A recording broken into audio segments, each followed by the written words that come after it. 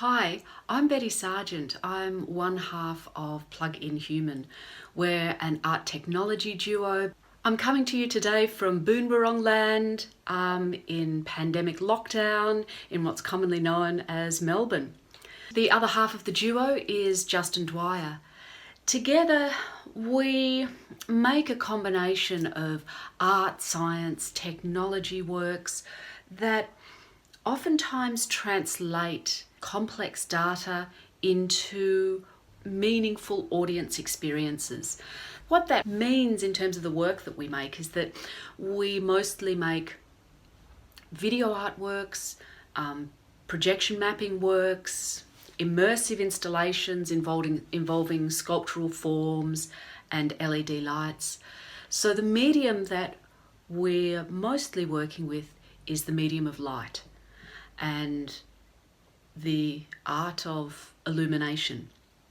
So the work that we've made in the past, we've done a series of work using brain-computer interfaces where we designed our own brain-computer interface, and what that does is allow the neural function, the workings of your brain, to control a computer. And in this case, it was controlling the audio and visuals that were happening within different immersive art environments. And the visuals were all projection mapped moving imagery that existed within a physical exhibition space.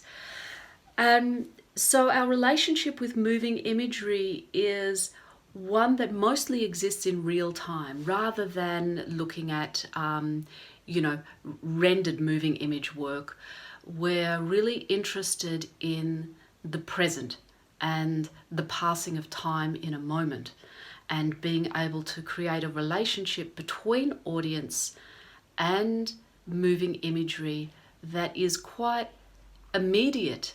It has a sense of intimacy, I think, because the audience's actions, or in this case thoughts and cerebral functioning, can have a direct impact on the moving imagery and on the aesthetic environment that surrounds them.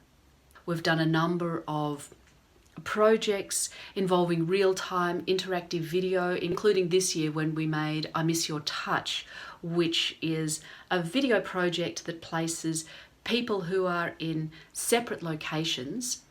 It places them in a virtual shared environment.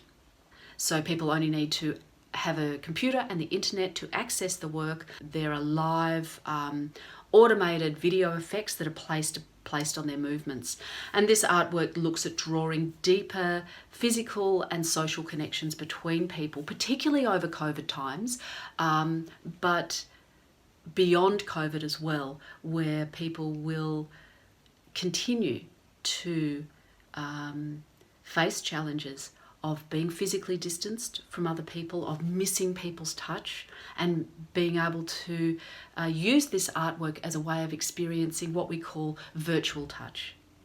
The feeling that you are actually together in the same space as another person through the use of relatively simple digital tools, a laptop and the internet. We've also made a series of work that uncovers hidden elements of our surrounding natural environment. And this series of works looks to create empathetic connections between people and nature, with the vision to encourage people to make a difference around climate change and to really enact change within their own lives, the changes that we all need to make in order to address the issue of climate change.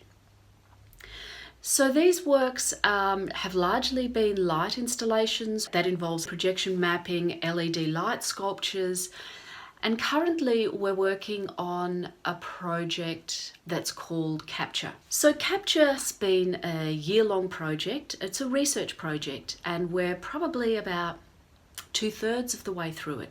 So it's a work in progress, which is an interesting thing to discuss because there's no complete work to show you, but the stage that we're at, within it allows us to talk more deeply about the concepts that we're uncovering in developing this project. So Capture began as part of the Rupert Bunny Visual Art Fellowship, and we're currently on that fellowship over 2020. We're looking at ways of developing carbon neutral and working towards carbon negative working practices. Over this fellowship, we've been making materials that we can use within our own practice that keeps our carbon footprint much more in keeping with the way in which we all need to exist in this world.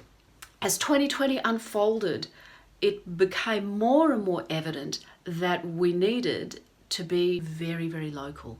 And what we found was that in the environment that we live in, our direct environment, we have what's called plane trees. These trees that exist round our studio and that are across many parts of Melbourne, particularly inner city Melbourne. Now, these trees are sort of loved and loathed by locals. They have historical value in many areas because they're old. They have a scale, yet they're an introduced species. They are terrible for allergies, and their leaves don't break down very well in domestic compost systems. So most of the time, the leaves are collected and just sent to landfill. And this can be even worse than CO2 in the environment because it can create methane. And so as we were kind of completely locked down, Justin and I were isolating together for the pandemic so we could continue our work. We were just surrounded by the beginnings of autumn back in, March and April of this year. And just watching all of these, huge plane leaves fall. And after some research discovered that these leaves were actually quite high in carbon. So we began to collect huge quantities of these leaves, and so they weren't being sent to landfill. We collected thousands of these leaves and began to make biopolymers, sort of otherwise known as bioplastics. And these bioplastics were made from non-toxic materials that are compostable.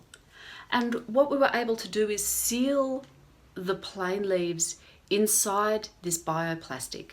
And the idea was that these would be deeply composted to be able to store the carbon in that compost through a burying system. We calculated how much carbon was stored in each leaf. Then if we could store this carbon for a longer period of time rather than just sending it to landfill, we could create our own kind of carbon offset for the project. We're making these biopolymers and placing them under microscope to be able to uncover the microscopic qualities of the materials that we're making.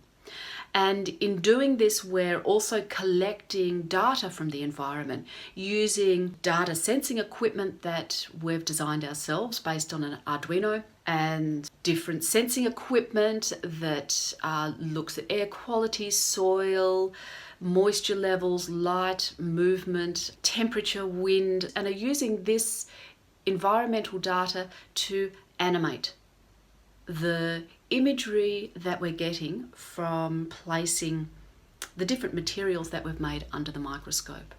So we photograph the materials under microscope, feed in the environmental data, and make a generative computer program that animates this visual material. This will become an art film that tells the story of what is underneath these materials, to look at the intriguing aesthetic qualities that these materials have, qualities that you can only see through the use of technological equipment. Because for us, there is no point using digital or any kind of technology unless it's serving a higher purpose, unless it's allowing people to see something that otherwise they couldn't see. And what's the purpose of seeing that? Well, in this case, the purpose is to try to more deeply connect with the environment that surrounds us, and to have a deeper connection with the materials that we as artists use in making the works that we create.